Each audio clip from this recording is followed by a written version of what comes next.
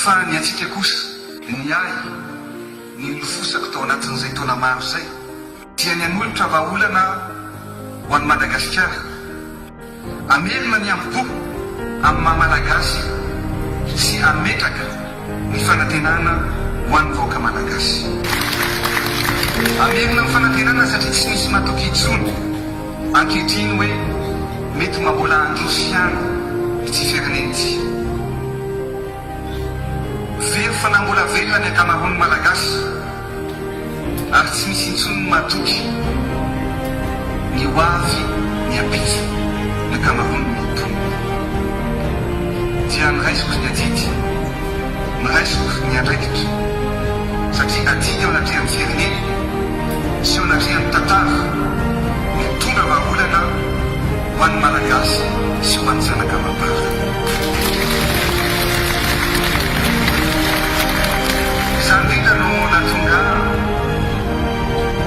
namorona ny initiative pour l'émergence de Madagascar na ny IEM na ny fandraisana andrehitra hitondrana vahaolana ampandrosoana ny Madagasikara.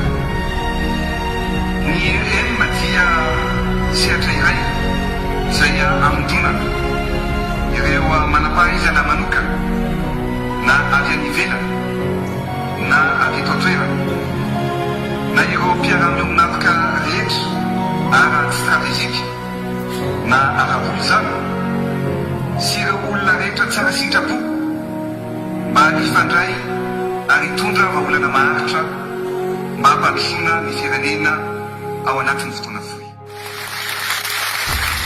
Izany no finoko ary resy lahatra tanteraka amin'izany aho ary raisiko fanampy izany satria mendrika misy fiainana tsaratsara kokoa ny vahoaka malagasy ary sika rehetra no hiaraka anatanteraka izany. Tsy zavatra mora nefa izany kanefa apetraka ny fanampy ary tsy maintsy tratra ny tanjona tokolasy tokovavy. Raha Andriamanitra